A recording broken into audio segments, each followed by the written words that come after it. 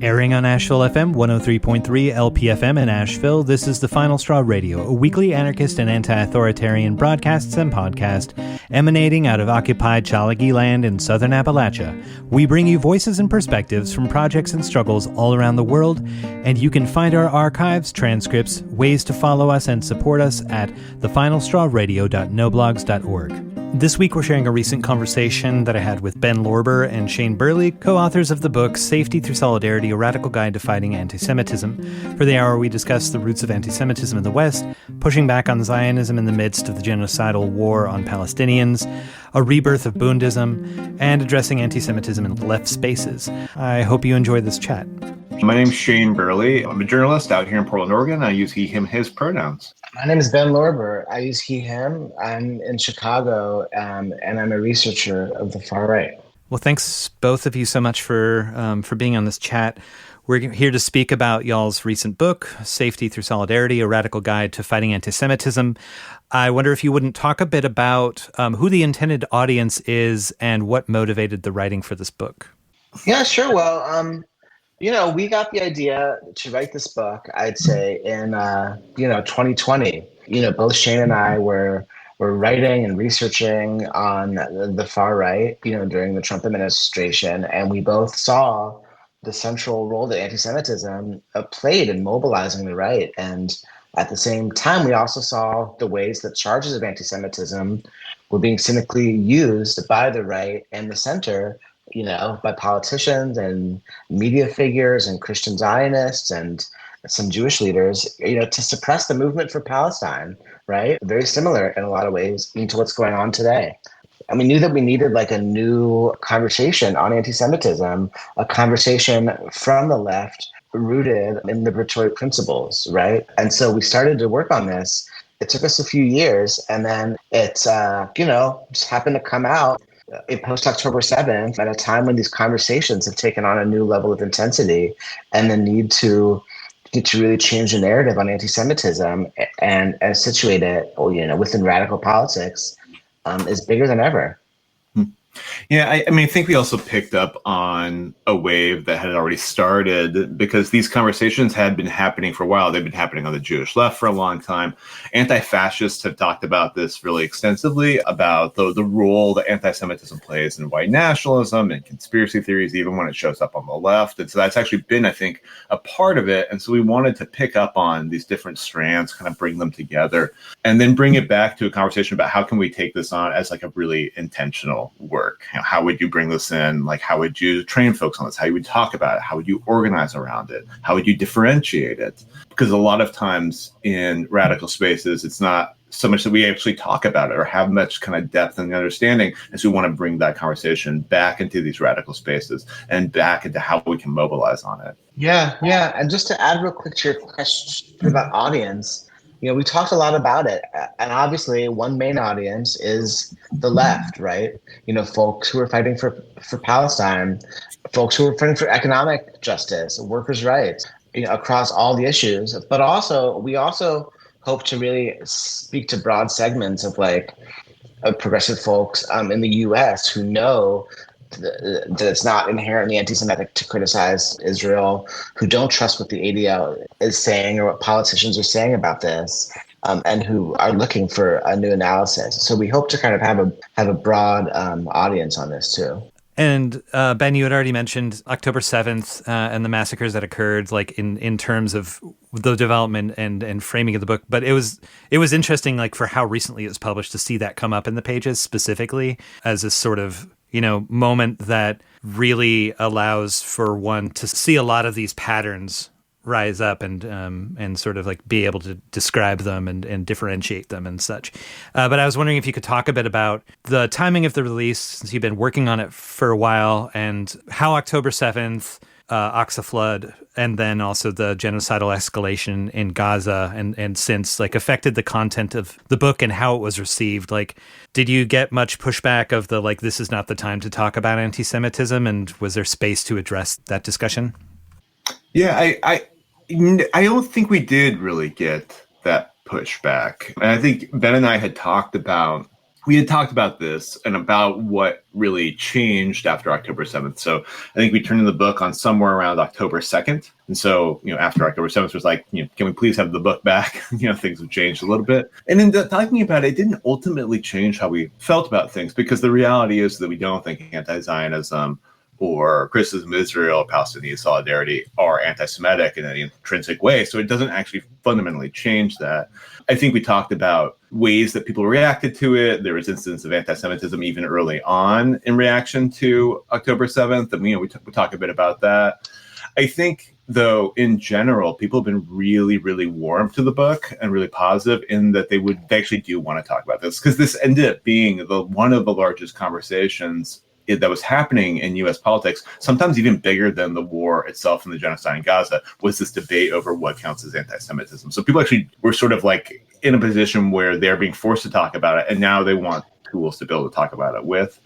And so people are there for that. I think also it's part of a longer trend of like people wanting to address anti-Semitism in a forthright way. And because there was a dramatic increase of anti-Semitism, there's the dramatic increase of weaponization of anti-Semitism claims too, but there's also a very, very real increase in anti-Semitism. So people wanted tools to go after that. And it's particularly at a time when mainstream, what we call anti-Semitism organizations like the Anti-Defamation League, the ADL, have so thoroughly discredited themselves in sort of the public mind with their behavior that it's really been a sharp break I think people have experienced. And so they actually they open up the space to say, okay, there is time for something new. So we're seeing a really big kind of welcoming to that.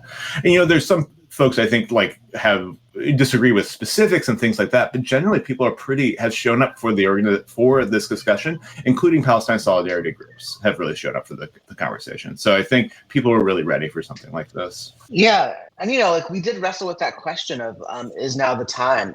And I think it's hard because, in our mainstream discourse, in mainstream media, in the way that the genocide is talked about beyond the left, there is a way in which conversations on anti-Semitism end up distracting from the attention that we need and the all eyes that we need on the genocide right now. That's not like in the left, but that's folks like Jonathan Greenblatt.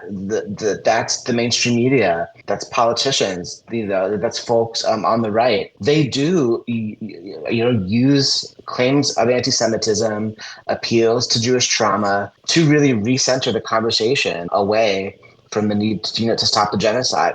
And that's something that we on the left need to combat. But at the same time, we know that if we on the left don't have a voice on anti-Semitism, don't have our own analysis on it, don't put forward our own narrative and our own thinking, we cede that terrain entirely to the right. We give it to them.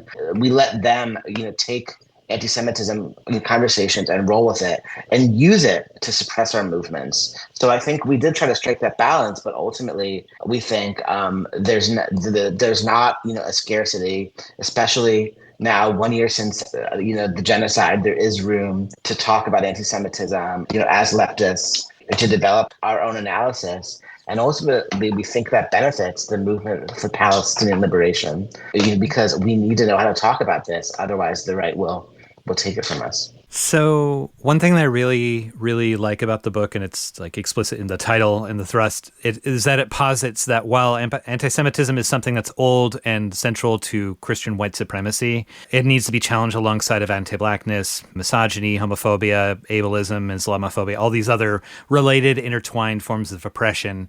And like not only... I think not like timing wise for this discussion, right? Never a wrong time to talk about anti-Semitism. But as you said, like Jewish trauma and real existing anti-Semitism are being weaponized in these ways to literally like murder tons of people, including some who are Jewish, who are in the occupied territories.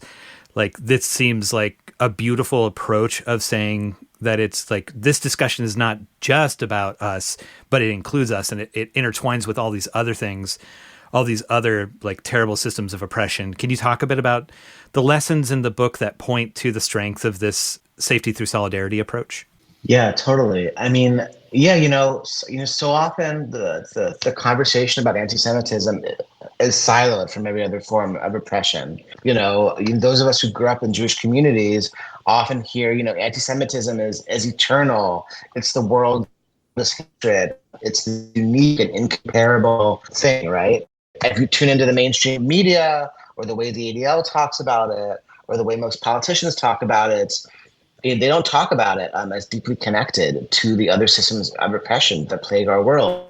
But I think that's really the only way to understand it. I mean, we look at the world today, the right uses George Soros conspiracy theories to attack Black Lives Matter, to attack migration, to attack trans rights. That's one of the central narratives of the right, that shadowy cabal is lurking behind the scenes of cultural Marxists, of globalists, and the shadowy cabal is engineering Black Lives Matter, is engineering immigration, is engineering LGBTQ visibility in our society, and the right uses these Semitic narratives to mobilize their base to attack our folks, to attack marginalized groups. Right. So that's a really clear way we see in our world. Anti-Semitism is connected to anti-Blackness, to xenophobia, to transphobia. It's all come together, and right uses anti-Semitism as a mobilizing tool.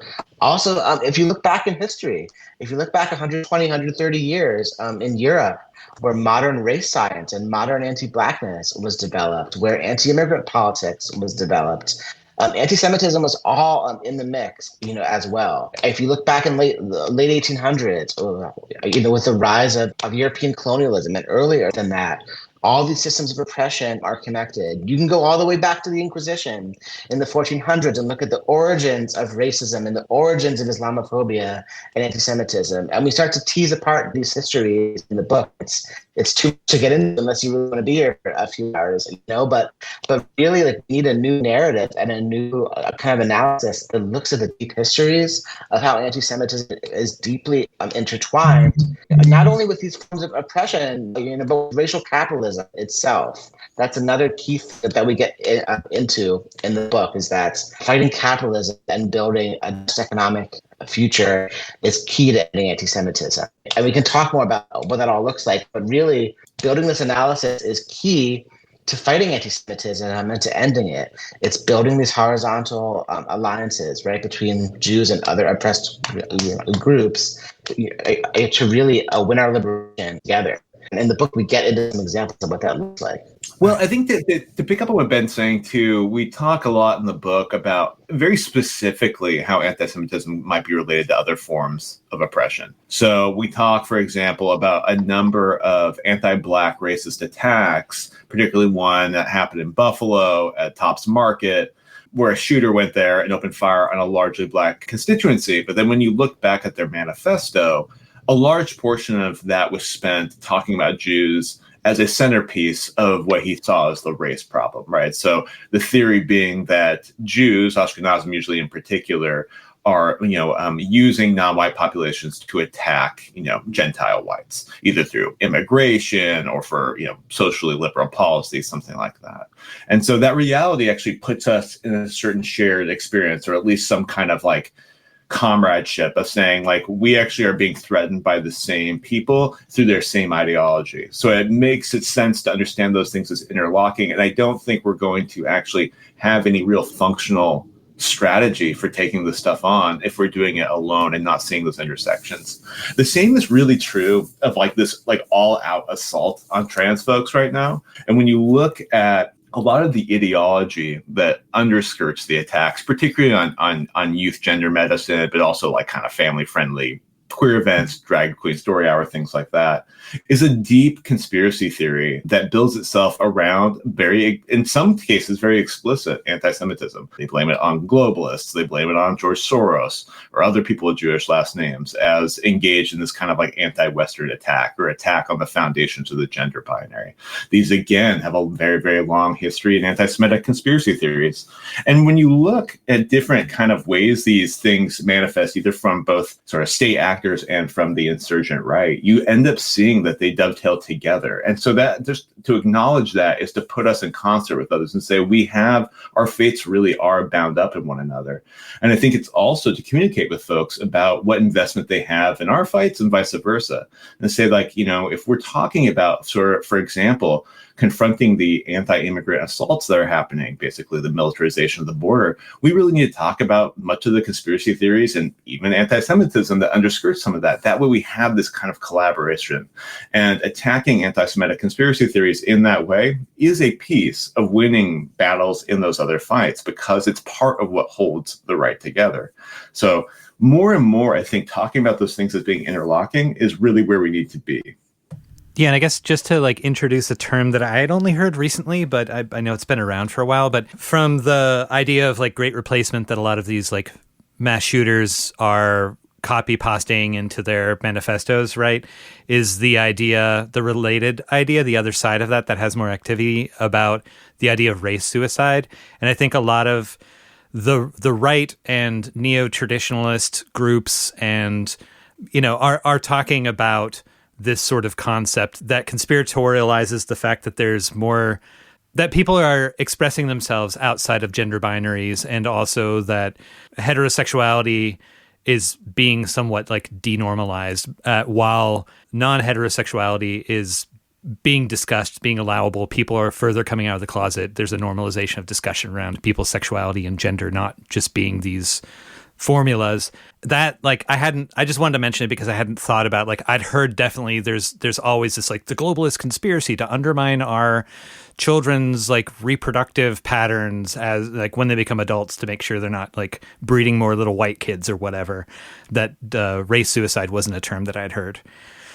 Yeah, I mean, this again gets to the idea that Jews are engaged in this intentional attack on non-Jewish white people, basically using various sort of covert ideologies. Jews are very smart and they will confuse you against your better interests, and sort of injecting queerness, or in some cases pornography or socially liberal values, as a way of undermining the family, which of course is the foundation of the white empire, right? And the furtherance of white civilization. So if you attack those foundations with these ideologies, and you're able to weaken them and therefore control them more. And this is a feature of many, many, many of these sorts of movements, ranging from very explicit, claims that the Jews or the Zionist occupation government are actively doing this, all the way to the more covert ones, familiar last names or sort of wink and nods towards Jewish figures. A point that you return to a few times throughout the book, and actually that Ben mentioned, is the argument that political Zionism was a project born from the assumption that Gentiles will be anti-Semitic, that anti-Semitism in the outside world is the norm, and that separation and isolation of Jews in their own sovereign state is the only way to keep Jews safe. Can you all talk about this? Yeah.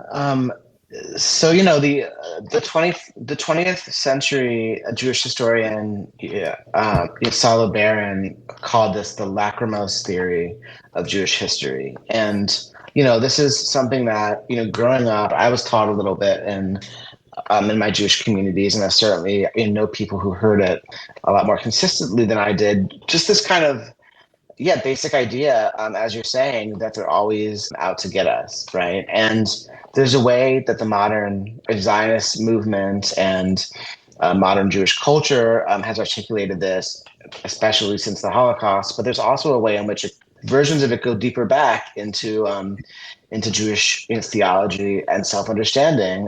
There is obviously a very real history of anti-Semitic persecution that took many different forms for many centuries, right? But I think there's a tendency today to collapse all the nuance and all the variation in Jewish experience for thousands of years into one, sad story of just endless persecution. And what this does is it doesn't actually tell an accurate story about Jewish history. Whether we're looking at Europe or the Middle East and North Africa and Asia, Jews had periods of persecution and periods of great thriving and relative coexistence, living in diaspora in non-Jewish societies. Especially, this is a very Eurocentric view, right? It takes a particular story about a Jewish experience in Europe that it was, only a story of persecution and oppression, like a kind of, Fiddler on the Roof for 2,000 years. And it projects that into the rest of the world, when actually in Jewish life across the Middle East and North Africa, for example, it wasn't perfect. There was certainly some, inequality and periods of intense persecution, but overall, there were also many centuries of thriving and coexistence, especially in the Muslim world.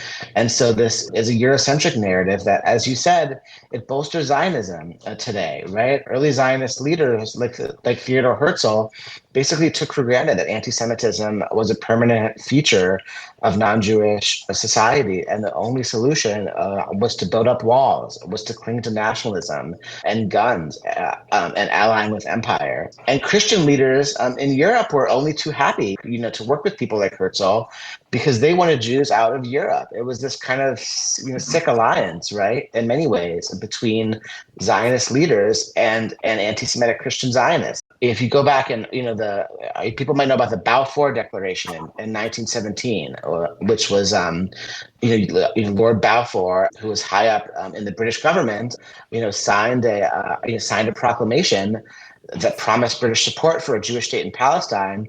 Balfour was a Christian Zionist who thought that bringing the Jews to colonize Palestine would bring Jesus back to the earth and force all Jews and all non-Christians to convert or perish. And he also was just a crass anti-Semite in other ways. He wanted to end Jewish immigration to England, because he thought new Jewish immigrants were all Bolsheviks who were going to bring communism from the Soviet Union into England.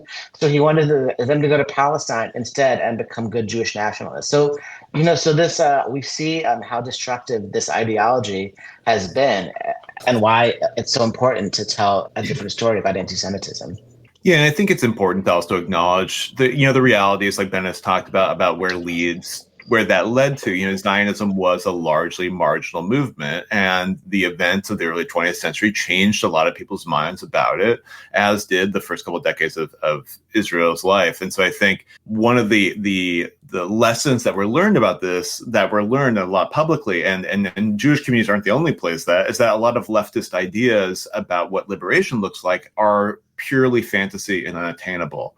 And so there's a kind of fatal realism that has sort of set in those places, because Jewish communities historically had very, very large movements to confront anti-Semitism from the left, specifically the Communist Party, anarchist movements, Jewish Labor Bund, and others who had a vision of Jewish flourishing and safety that didn't go down this sort of fatalist road and wasn't based on the idea that anti-Semitism was inescapable, because they're revolutionaries. No kind of oppression was inescapable because we can remake the world.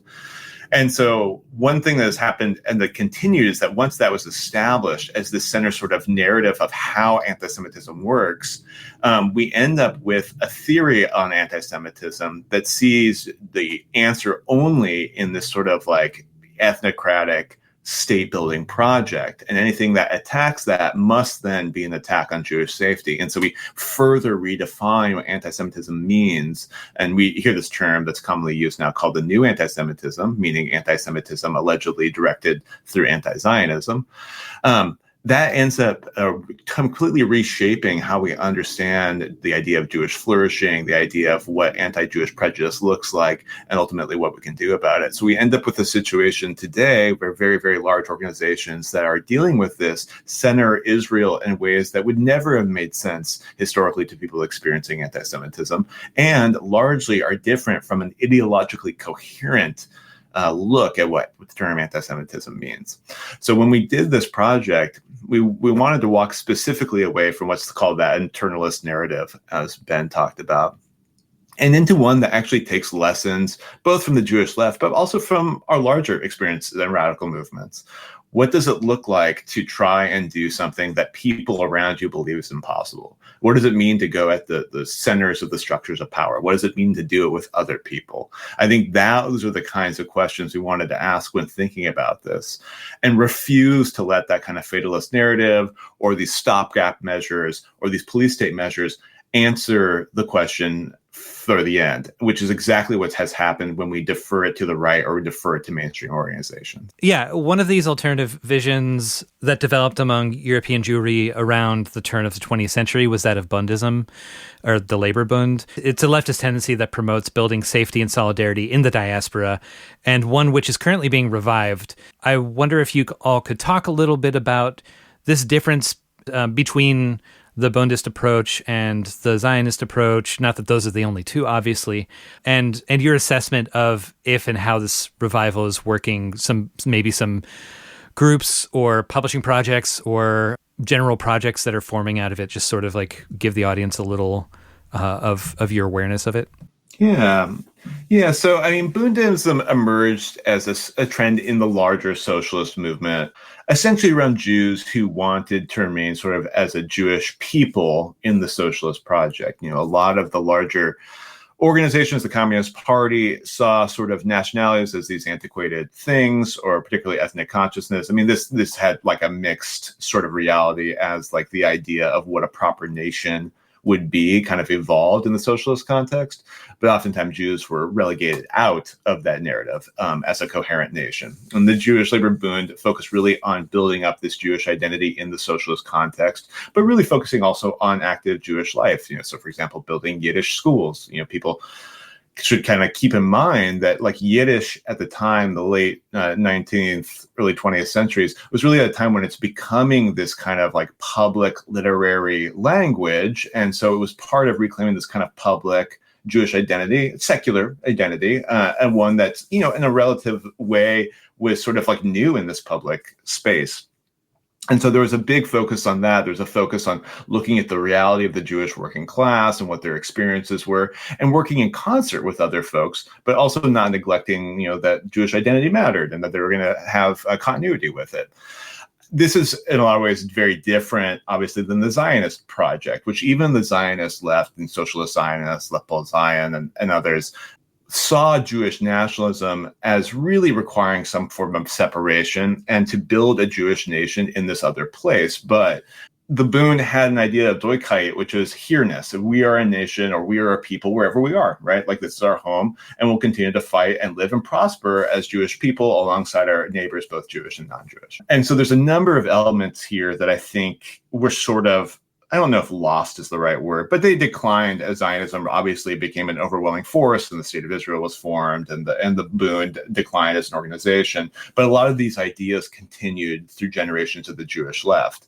So like a lot of what we understand is sort of like the secular Jewish left. You know, magazines like Jewish Currents, for example, other folks reviving Yiddish, folks engaged in some projects to literally revive the Bund. There's a project across the country right now to literally kind of create a modern Bundist organization. A lot of these projects are sort of picking up on pieces of that Bundist tradition. How do we organize as Jews? How do we maintain Jewish identity, including secular Jewish identity, not just in shuls, but, you know, in the kind of cultural context that a lot of these people came from, and how is that going to look in the 21st century? And I think what's attractive to people about this is that it has a really coherent Jewish identity apart from Israel. And as Israel became such a centerpiece of American Jewish identity, if that starts to, wobble for you, and the Israeli project becomes obvious that that's not something you feel attached to, then a lot of people feel sort of lost in creating those attachments, particularly in the secular Jewish context. And so I think a lot of people are looking to sort of rebuild what's important to them about Jewish identity and Jewish life. And Bundism has offered a piece of one of those sort of options of an inspiration to look to. Yeah, thanks, Shane. I think it's funny that Shane just gave like a really good case for people who are reviving secular radicalism, and now I'm going to talk about versions of religious radicalism that are also like emerging in the Jewish world. It's funny because me and Shane, and not only us but many Jews right now, kind of have these debates about, is Jewish radicalism like religious and more secular? And sometimes I end up taking the secular position and Shane takes the religious one, even though it's obviously a lot more complicated than that. So anyway, just a side note, you might want to cut that if it felt like it was an aside, or if it's funny, you can keep it. Whatever. It felt cool to me. I'm happy to keep it. Okay, cool. Yeah. So yeah, but just to add, like, we also see, the contemporary Jewish left is evolving, beyond some of the things that the Bund held dear. I think one thing that's different is in some Jewish left communities today, religion plays a much stronger role. And I think it's because we're not in the same time period of the late 1800s, early 1900s, when a lot of these Jewish radicals were, in rebellion against the orthodoxy of their parents' generation, which felt really stifling and which felt oppressive. Today, there's a lot more flexibility and breathing room to pick up aspects of Jewish religiosity and to look at the Torah and Jewish texts and to breathe new radical meaning into them. So, we're seeing a lot of Jewish leftists, who are doing radical Shabbat services, radical Passover seders, like, at the Gaza Solidarity encampments in April. There were a lot of Passover seders that were held, right? And so these do, they take on the politics of the Bund, but they also have a lot of religion in them. And we're also seeing, movements like, ideas being developed, like diasporism is one idea that you hear a lot. Organizations like Jews for Racial and Economic Justice, JVP, If Not Now, many small Jewish left collectives that are basically articulating new Jewish identities beyond Zionism to really take up this idea of Doikite.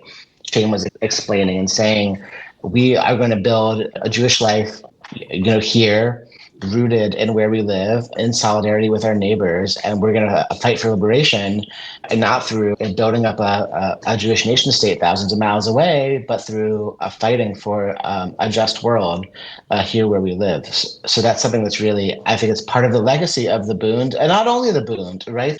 At the same time, in the early 20th century, there were left traditions and Jewish left movements in Egypt, in Tunisia, in Morocco, all across the Muslim and Arab world.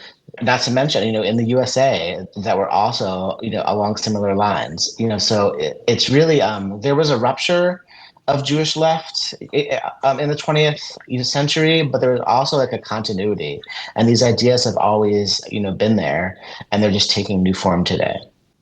Just to kind of sort of add to one point to this is that, and Ben is right, spiritual traditions play a much bigger role in the Jewish left than they would have in that kind of earlier, more secular focused Jewish left. I was thinking when reading Kenyon Zimmer's recently edited a version of Joseph Cohen's The Jewish Anarchist Movement in America, where they talk very extensively about how it was the duty of Jewish anarchists to fight religious leaders, literally in the streets, to go into combat with rabbis. This kind of way of distinction would never play now. And I think it speaks to a lot of the evolution of how we think about these things. We've revived ancestral traditions. We see the value in those things. We talk actually about disassimilation. We talk about what would it be like to bring other ways of knowing or building community. So I think all of that has actually created an interesting space for the Jewish left to evolve. So there is this merging of some of the ideas you found in the Bund or in Jewish anarchism with really radical interpretations of Jewish mysticism and tradition. So I think we're at a pretty exciting point for that. I don't know how much this fits into it, but like my friend Cindy will talk about how Jewish tradition, a lot of it is about wrestling with ideas and wrestling with each other, and not necessarily about the conclusion that you come to, but like the wrestling is the important part as a cultural tradition within Judaism from all of its different paths. So hearing you both talk about like the place of both of these things, and not necessarily conflict, but negotiation or maybe conflict, like is kind of refreshing. Yeah, I think we talk about this a bit in the book too, but this binary between secular and religious really is a product of Christian supremacy. That is just simply not how Jewish communities think of themselves. So like when I go into Torah study, the question of whether or not I believe in God often doesn't come up. That's maybe not the relevant question here. Instead, it is that process like you're talking about. Are we wrestling with it? Are we asking questions? The process of sort of debating the text itself. But again, with Jewish life, I think like part of that disassimilation quality is that it challenges the very basic assumptions of what like public life, religious life, political life are, which is something that is not universal, right? It's one that's actually imposed by an imperial system, that one that has a particular type of Christianity at its roots and then projects that onto everybody else's experiences. Pivoting to questions of anti-Semitic patterns in the left. Shane, when you had come to talk in the past on the show about why we fight, one of the essays in there was specifically about anti-Semitism. If I'm recalling correctly, this was like 2020. No, was this 2021? I guess that was. I think, yeah, 2021. I thought it was earlier than that, but because you've been on a few times talking about books. But yeah, there were some of the things that you both had talked about in your latest book, things like non-Jewish leftists raising the litmus test of Israel to folks that are Jewish, to Jews, and like sort of deciding whether, like, how they're going to feel about someone based on how they answer a simple question in this way that, like, this is something I have definitely done and kind of only recognized in the last couple of years after having it pointed out by comrades. I wonder if you could talk to knowing that the audience for the most part is going to be leftists and anarchists, if you could talk about some of the ways that anti-Semitism creeps into or is expressed in left organizing as was expressed in the book, whether from your own experiences or some of the many voices that you had featured, and maybe a little bit about like challenging that. You know, that's a big question to add that second part in, but if you could talk at least about some of the patterns that you notice that people could maybe become more aware of and learn to call each other on. Yeah, I mean, I'll start, and I'm sure I can kick it to Shane because there's a lot to dig into. But yeah, I mean, you named a really common one right off the bat: the tendency to litmus test Jews on their politics, and we really wouldn't think of doing that into other minority communities. And I think it's important to have that in mind and to avoid kind of. Also, I think related to that is kind of a good Jew, bad Jew binary where, the small minority of anti-Zionist Jews who totally agree with our politics are the good ones, the only ones who are worthy and deserving of solidarity, and the rest of the Jewish people who aren't there yet, not so much, right? We should show up to defend, all Jews, to defend any synagogue, from attack. We would never, or we should never, ask, if a synagogue is attacked by neo-Nazis, like, well, what are their politics on Israel, right? And I think this gets to, like a bigger thing of, while we obviously need to hold firm to anti-Zionism right now, we have to be uncompromising in our opposition to genocide. We also need to try to meet Jews where they're at, and that means recognizing that for many American Jews, they're on a process of unlearning Zionism, unlearning narratives that they've grown up with, narratives that for them are deeply tied into inherited trauma and fear, coming only a couple generations off of the genocide of the Jews in fascist Europe, right? So I think it's kind of, not compromising on our anti-Zionism at all, but also doing the learning and gaining like a sensitivity and an awareness of where this is coming from for a lot of Jews that helps us really ultimately better be allies to Jews and ultimately move folks along, whether that's folks, in our family, if we are Jewish, or whether it's, your Jewish friend who might not be 100% there yet with our politics, but I think it's ultimately a lot more effective to move folks along by understanding what's informing their views rather than kind of demonizing them and shutting them out on their basis. And of course, it's complicated because we would never allow TERFs into our spaces. We would never allow folks with reactionary politics into our spaces. So I'm definitely not saying make an exception here, but it's kind of building that understanding. I think that's where like a lot of the kind of intersubjective like anti-Semitism might come into play in left spaces. And there's also like a conspiracy theory a part of this. But yeah, Shane, what do you think? Yeah, and just like think about how this looks in practice. When where I was interviewing folks, some of which are organizers, some of which are scholars, different backgrounds, Jewish folks, for the book. When I asked them, have you experienced anti-Semitism? Overwhelmingly, they would tell me a story from the left. And these are people from the left, right? These are anarchists and socialists, a lot of times radicals. And those were the stories they actually had to share. And so people shared things like, being asked to see their passport before they could come to a meeting, like having them walk into a Palestine event and then immediately everyone assumes they're a Zionist because they're wearing a kippah and try and block them or start questioning them. The very detailed questions about Israel and their relationship to Israel, kind of immediate requests of them to denounce their families and, things like that. A lot of Jewish families, particularly if they come from more traditional families, probably have family in Israel, or they probably, their parents are probably Zionists, whatever it is. So these are really, really big expectations on people sort of entering into this.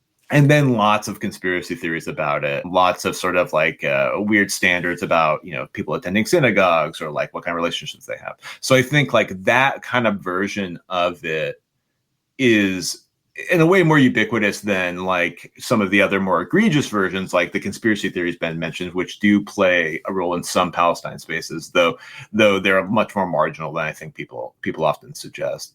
So I think when we're considering this, I think we should just obviously consider what people are bringing into these sorts of political spaces. People are having these backgrounds. They have reactionary traditions in their family. They have a lot of, like Ben mentioned, historical trauma that plays into that. And people are in that process of it.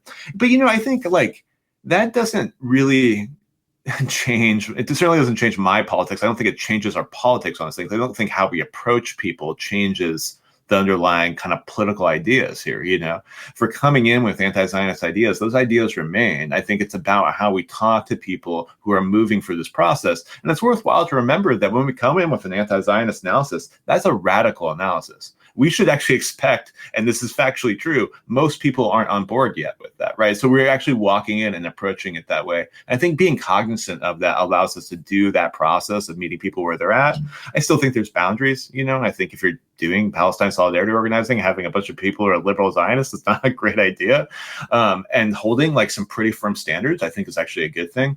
But this assumption that extra scrutiny should go on the Jewish person participating, and this is an assumption that plays out very frequently, I think that gets to the underlying problem here.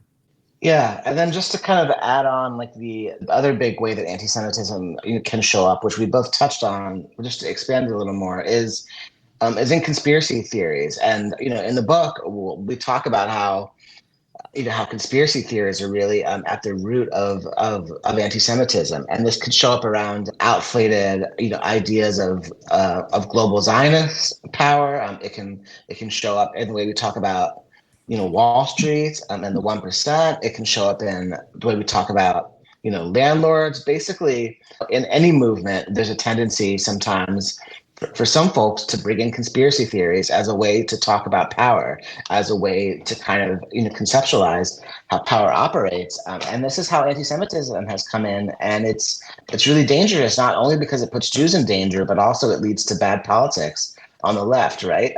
We need sharp, rigorous analysis of the forces that we're up against, of the systems and structures of power that we need, to transform.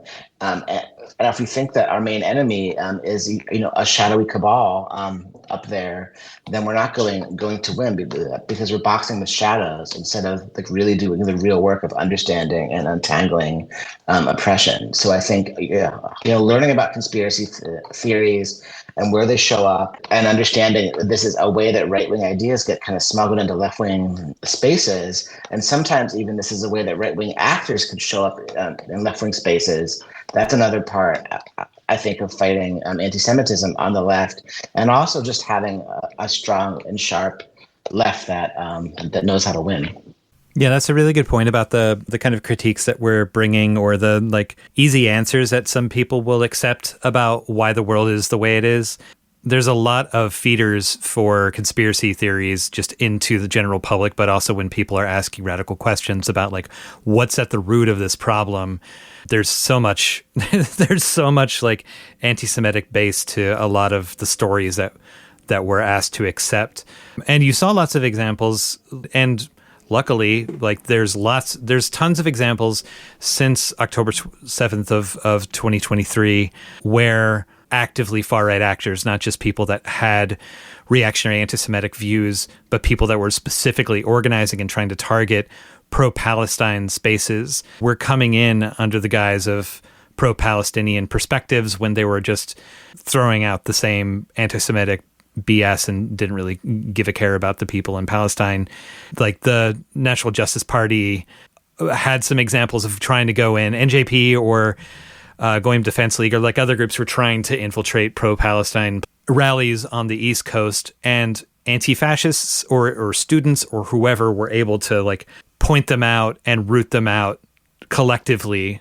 In a lot of instances, I'm sure it didn't happen, in every case, sadly, but yeah, I wrote something for our newsletter about, Patrick Casey, formerly of American Identity Movement and Identity Europa, went into the George Washington University encampment with the idea of being like, hey, let's find some allies. He didn't find any really, because like in a very quick conversation between those people usually defers them from the idea that they have shared politics. But there was an intentional effort. Ben and I both wrote stories on this, and when you hear from a lot of the far right, they've used very opportunistic language over the last year to basically point and say, see, the Jewish cabal is controlling things. If you go to places like David Duke's website or TRS and the, kind of former alt-right, they've based a really huge portion of their sort of like analysis of global affairs on this, right? And you'll even see things like them using Palestinian flags in social media profiles. I mean, they really go at great length to say this is us. This is where we can have a crossover bridge to weak points in the movement, and they've done this with other issues at other times. But I think it's something people have when you have a sharper analysis of how this works and what the underlying values are that lead you in solidarity with Palestinians, that in a lot of ways is the most effective cutoff, because it becomes very clear when looking at how they discuss this that universal liberation or even care for Palestinians isn't at the heart of it. One point y'all make about anti-Semitism on the left is that it's not a baked-in central ideological core as it is to much of the worldview of the right, and that the urge towards egalitarianism can give the initiative on the left to help actually dig out anti-Semitism and similar forms of oppression.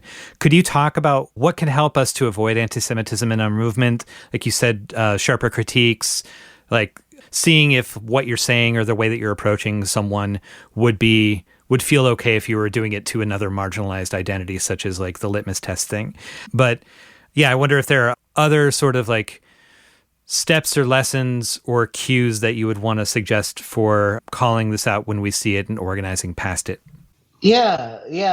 I think one thing that we think about a lot is I think sometimes, people get really, scared, and thinking about the presence of anti-Semitism on the left.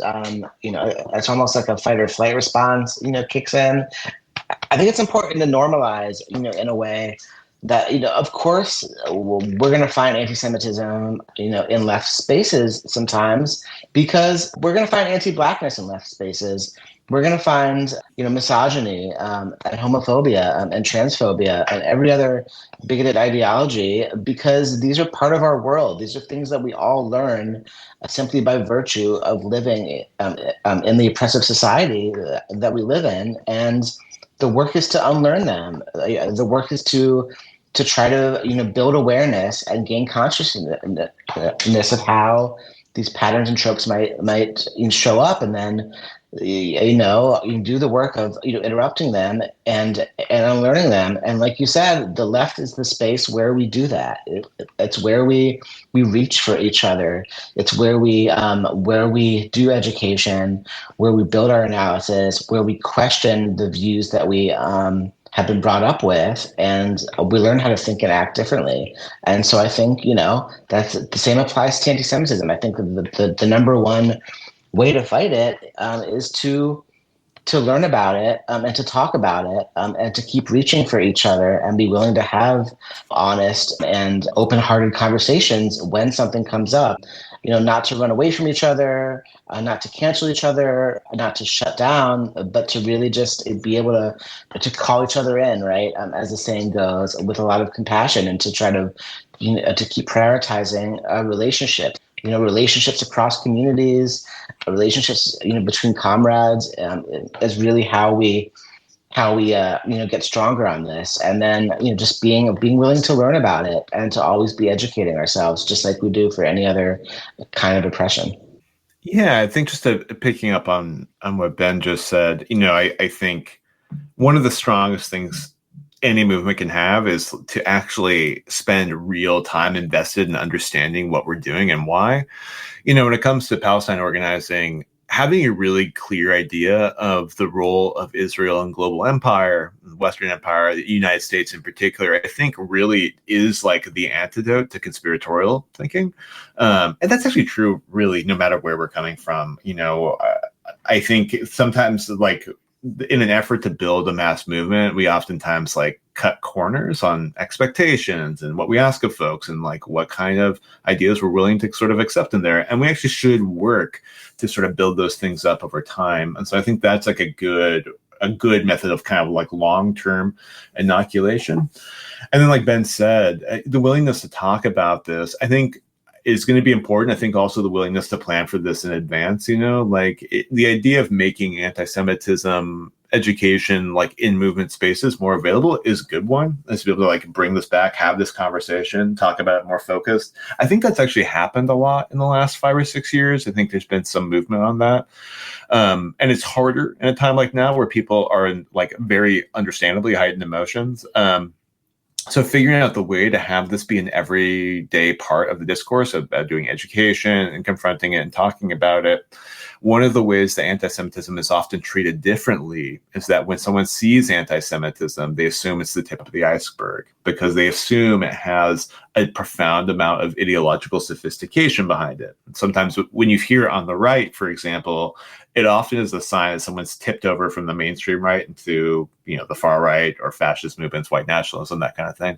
And the left, that's not always exactly the same thing. And there's a lot of casually anti-Semitic ideas that sometimes get filtered that actually don't have a deep ideological anchor. And so I think the assumption that this person said this thing and therefore they're now verboten isn't always the case. That said, we should have some clear lines about what's acceptable and what's not, and what it looks like to do that. So I think the more than anything, it's about bringing consciousness about this in there, which is something that we generally avoid now. So anecdotally, we had a situation over the summer of 2024 in Asheville, North Carolina, during the Anarchist Book Fair, where 3 known local Zionists came to a discussion that the book fair was hosting at a public library on Palestinian resistance to genocide. The 3 individuals are far-right political organizers. One is a Gentile MAGA activist. The other 2 are Jewish and show up in public forums frequently shouting about leftist conspiracies, claiming that Antifa is pro-Hamas and conspiring in the shadows, bullying people at pro-Palestine demonstrations, and trying to egg people into fights. One of the activists has spent time protesting drag story hours and was present alongside Nazis attacking the UCLA encampments in the prior semester. There's a good article in the Asheville Blade talking about the 3 characters that I'll link in the show notes. So the 3 began live streaming the presentation that was going on at the book fair, actively filming the audience, and they were asked to stop or to leave. They refused, and then some sort of conflagration started where one person claims that she had her phone taken. We just know that it dropped from her hand. None of the 3 people had serious injuries, but they were ejected from the space and have been actively harassing people on social media and pressing local police to pursue charges against anyone that they can, while the local right-wing media has been publishing the personal information of anyone they can identify who challenged the narrative of events or their political perspectives. This includes actively conflating critique of Israel with anti-Semitism. I wonder if you all could talk a bit about good approaches to challenging this sort of opportunistic and bad faith lobbing of accusations of anti-Semitism. It seems that this sort of thing really muddies the water and could diminish the effectiveness of actual charges of anti-Semitism as they come up. Yeah, I think like you're exactly right. The muddled charges makes it harder to take it seriously, and a certain layer of cynicism has developed over parts of the left about claims of anti-Semitism, particularly related to Israel-Palestine. That doesn't help anybody. Certainly doesn't keep Jews safe. So I think it's really troubling in that case. I think with the folks you're describing, I mean, they collaborate with anti-Semites. I don't think, I think in a way like outlining their actual history and how that works, I think is really important. And we talk about this in the book. There are huge portions of people who claim to be supporters of Israel that do so either for anti-Semitic reasons or also hold anti-Semitic ideas. And so a number of the people leading the charge and attacking campus protesters over the last year themselves have either shown support for QAnon or various kind of Rothschild conspiracy theories, George Soros conspiracy theories, and so on. So are they friends of Jews? Are they speaking out of allyship with Jews? I don't think so. So I think pointing to the reality of that is going to be important. It's hard, I think, when what they're doing is they're picking up on a narrative that has become mainstream, that criticism of Israel becomes anti-Semitic when it hits a certain level of intensity. That's actually what dictates it. And that's simply not true. Something could be, you could have opinions about Israel-Palestine that are really radical, maybe even problematic, and they don't necessarily have to be anti-Semitic, right? Those things are not necessarily congruent with one another. And that's actually a hard and more nuanced position to take. And so what these far-right agitators are doing is essentially merging their narrative with one that's become the common narrative in media circles. So I think it's really tough. I mean, obviously, having other Jewish folks speak up about it, talking about how anti-Semitism actually works is useful. And I think providing a long-term counter narrative for how anti-Semitism actually works is always going to be useful in this case. And I think severing the relationship, obviously, as quickly as possible. Someone showing up and filming crowds in the space, they need to be ejected. I don't think it's debatable, and I think that was handled appropriately. But I think the problem ends up being that entering into the discourse with them and responding to their charges are designed to sort of put us at a disadvantage. And so I think avoiding that kind of direct interaction, direct response sometimes, and instead having like a more positive, forward-thinking approach. Okay, well, they're talking about this. They're throwing around accusations of anti-Semitism. We're just going to develop our own anti-Semitism event. And maybe we'll talk about it in this way, and we'll create relationships with Jewish communities through X, Y, and Z methods. I think that ends up having more benefit. And then, Ben, you actually have had a lot of experience with this sort of thing in your organizing work. What do you think?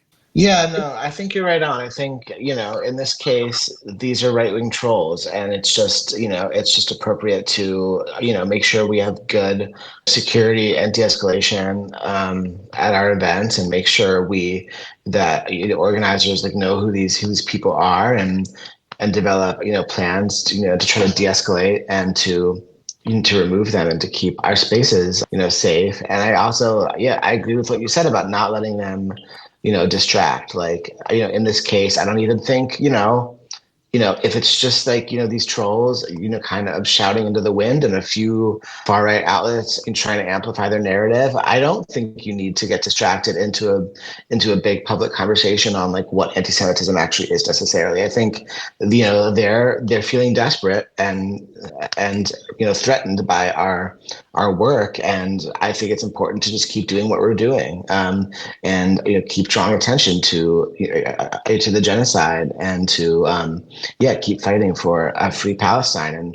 And it's also good to do the long-term work of building an anti-Semitism analysis in our organizing. And I think if this right-wing activism starts to seem like it's changing public opinion, seems like it's peeling off elements of the Jewish community, if it seems like it's gaining ground, then it might be worth thinking about ways to counter it in the ways that Shane described, having our own events or doing our own political education and working to try to build partnerships with local Jewish community, even if they don't agree about a Palestinian liberation in the way we'd like them to at this moment, seeing what bridges can be built, humanizing what we're doing. But I think ultimately these are trolls, and it's good to deal with them in that way.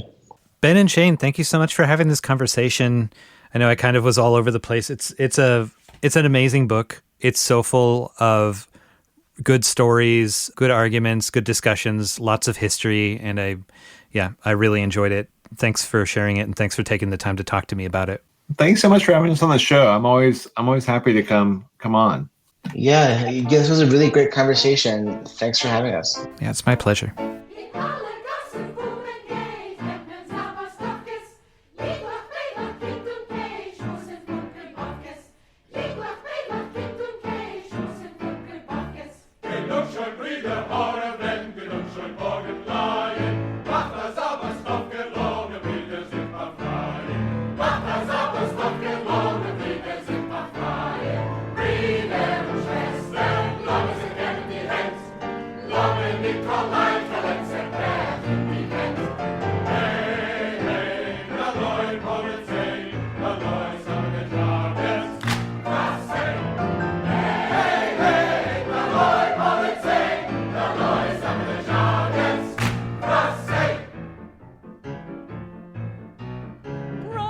And sisters all gather round. Together we are strong enough to bring this czar down. Hey, hey, Daloy, Politsey, Daloy, son of the Jarvis, Fascism.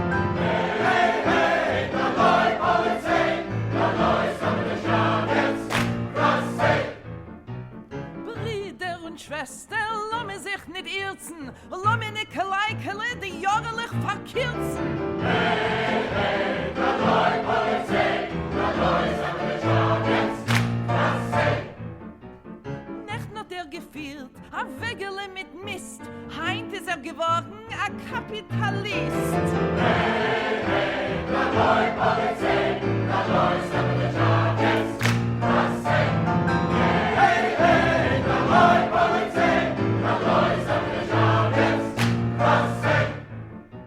Brüder und Schwestern, gehen zusammen, lass mich nicht gleikele begraben mit der Mammen. Hey, hey, Daloy, Politsey, Daloy, son of the Jarvis, Fascism. Zusammen, Gendarmen, herab von der Feld, der russische Kaiser liegt schon in Drell. Hey, hey, Daloy, Politsey, Daloy, son of the Jarvis, Fascism.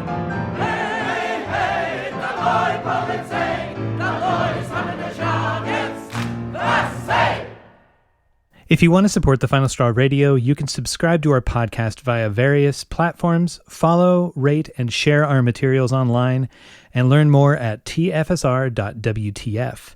And if you'd like to fund our transcription work that allows for easier translation, more accessibility of content, and the zines that we produce from each interview, consider picking up some merch from us or making a one-time or recurring donation via PayPal, Venmo, Stripe, or LibrePay, or joining our Patreon to access early release content and other goodies via the links that you can find at tfsr.wtf/support. The Final Straw is a proud member of the Channel Zero network of anarchist podcasts, and here's a jingle from another member of CZN. Cast the Molotov now! Welcome to Molotov Now, a podcast about taking action. In Molotov Now, we analyze and discuss news articles and stories of resistance from around the globe and connect them to our struggles here at home in Aberdeen, Washington. In the spirit of building solidarity between the rural and the urban, we hope to inspire direct action in the face of oppression and to light a fire to find each other in the darkness.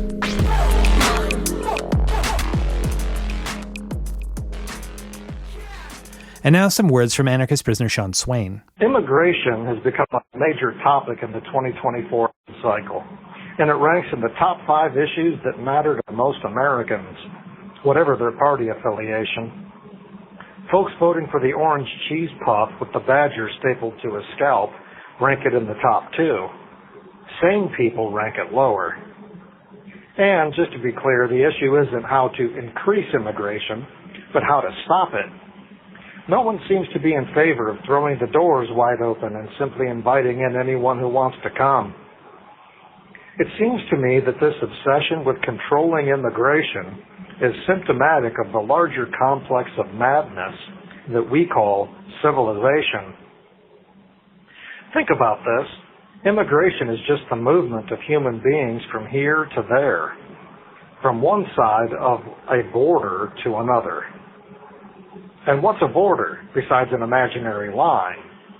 So We have real humans really moving across an imaginary line. And the single most important factor in all of that is the imaginary line, the border, the one thing that's not actually real. None of the real things matter as much as the imaginary thing. It seems the more civilized we are, the less concerned we become about hungry people, and the more concerned we become with an imaginary line. So that once we become hyper-civilized, we're more concerned with making that imaginary line less imaginary and more real, and we become even less concerned with the hungry people. So much so, we'd rather spend money on a wall than spend it on a bowl of hot soup and a blanket. Yay, America! The strange thing is, we have a word for humans crossing a border, immigration, but there's no corresponding word for money crossing a border, or products crossing a border, or jobs crossing a border. Money and products and jobs cross borders all the time. There's not even a word for that. But when humans cross a border, that's immigration. We have a word for it. And we have a word for it because we have a system for controlling it. There's no system for controlling the movement of money and products and jobs. Yay, capitalism. In terms of so-called legal immigration, the U.S. is one of the strictest countries. It's pretty stingy as to how many people it lets in every year, which just increases the number of people willing to violate laws to get in. This seems pretty goofy when you consider the way that the U.S. leverages Central and South American countries out of their resources and creates a wealth gap, making it pretty inevitable that everybody south of the border will want to come north. Vice President Harris was put in charge of a commission to determine the factors that are driving immigration. In other words, she was put in charge of answering the question, why do hungry people want to come to where the food is? That commission report could be a single-word answer. Duh. The larger immigration issue itself seems to be driven by the fear of otherness, those people. And that fear seems to be woven into something of an economic concern about those people taking our jobs and those people accessing health care and those people getting benefits or voting. All of that, if you unpack it, is really unfounded. People coming to the U.S. are not taking our jobs, whatever that means. The economy is actually adapted to a certain amount of exploitables doing the jobs that Americans don't want to do. Our whole agriculture and food distribution system is dependent on so-called illegals. Ever been inside a meatpacking plant? You've got line workers 3 feet from each other, swinging around chainsaws at sides of beef, hanging from hooks, and moving past at them at high speeds. No American will take that job. So if you send all the so-called illegals back, who's going to pick the fruit and vegetables? Who's going to get the meat to your table? As for getting medical care or government benefits, most people coming into the country without official permission are afraid to get caught, and so they do everything possible to stay off the radar, avoid getting tracked. They likely avoid hospitals or interaction with social service systems as much as possible. As for voting, the state of Georgia did a thorough investigation to knock all non-citizens off the voting rolls. They found 20 non-citizens registered. 12 of them had voted. 12. That's a big fat nothing burger. So, with all of these people wrapping their fear of the other into imagined economic concerns and railing to get millions of people deported to save the economic order, the real irony in all of this is the mass deportations would actually bring about the very economic crisis that these wackadoodles claim they want to avoid. The absence of essential workers performing essential services would shut down key sectors of the economy and drive up prices when American citizens step in to do those jobs at higher wages. I guess in the midst of all of this madness, we can look on the bright side. If Donald Trump and the neo-fascists win and drive millions of people out of the country, all of those racists in Charlottesville carrying their tiki torches will no longer have the luxury time to terrorize anybody anymore. They'll be busy picking green beans and scrubbing hotel toilets and dismembering each other with chainsaws they swing at hanging slabs of beef. As they bleed out on the floor of the meatpacking plant, perhaps they'll still be chanting, "You will not replace us." This is anarchist prisoner Sean Swain from the Super Duper Uber Mega Ultra Hyper Turbo Multi Maxi Max in Youngstown, Ohio. If you're signing up your racist xenophobic cousin for a meatpacking job, you are the resistance. You can still write Sean at his new old new again address at Sean Swain number A243205 OSP Youngstown 878 Coitesville Hubbard Road, Youngstown, Ohio 44505. You can find his past writings, updates on his case, hear his past audio, find out how to get his books, plus ways to contribute to his legal defense fund at seanswain.org. This is The Final Straw Radio. The show will later be archived at thefinalstrawradio.noblogs.org, and you can email us with questions and suggestions at thefinalstrawradio@riseup.net or thefinalstrawradio@protonmail.com. If you'd like to use any episode for your project or radio show, feel free to do so. Just send us an email to let us know. If you care to, you can send us letters at TFSR, P.O. Box 6004, Asheville, North Carolina, 28816. Programming support is brought to you by Firestorm Books. Located at 1022 Haywood Road in West Asheville, Firestorm is a bookstore and social movement space owned by its workers, in operation since 2008. Their event calendar and complete catalog of books can be found online at firestorm.coop.